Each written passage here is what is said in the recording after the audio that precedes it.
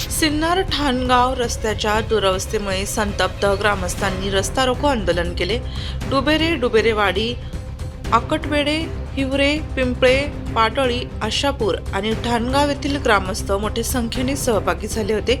या आंदोलनामुळे रस्ता पूर्णतः बंद करण्यात आला। रस्त्याच्या दुरुस्तीसाठी मंजुरी मिळूनही काम अद्याप सुरू झालेले नाही। खराब रस्त्यांमुळे वाहन चालकांना मोठ्या अडचणींचा सामना करावा लागत असून वारंवार अपघात घडत आहे। त्यामुळे ग्रामस्थांमध्ये प्रचंड असंतोष आहे। ग्रामस्थांची मागणी, ग्रामस्थांनी प्रशासनाकडे रस्ता त्वरित दुरुस्त करण्याची मागणी केली आहे। काम मंजूर होऊनही उशीर का होत आहे असा सवाल उपस्थित करत प्रशासनाच्या दुर्लक्षाचा ग्रामस्थांनी निषेध व्यक्त केला। रस्त्याची अत्यंत वाईट अवस्था झाल्याने वाहन चालकांसाठी हा रस्ता धोकादायक ठरला आहे। खराब रस्त्यांमुळे अपघातांची संख्या वाढत असून यावर तातडीने तोडगा काढण्याची गरज आहे।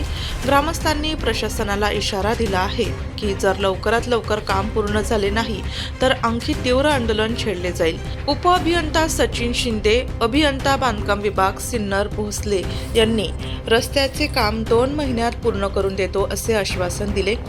डुबेरे सरपंच ज्ञानेश्वर ढोले यांच्या मार्गदर्शनाखाली व रामदास बोर सहकारी, गणेश शिंदे, शिंदे गट उपाध्यक्ष विजय शिंदे, केशव साने, सरपंच हिवरे, भागीरथ शिंदे, पाटळी, उपसरपंच साजन सांगळे, शिवाजी शिंदे, पप्पू मंडलिक, विक्रम जगधने, ज्ञानेश्वर दराडे, समा वाजे, श्याम शिरसाट, वसंत ठांगणे, सचिन वाजे, दीपक शिंदे, मनोज वाजे, सचिन माळी मोठ्या संख्येने सर्व ग्रामस्थ उपस्थित होते।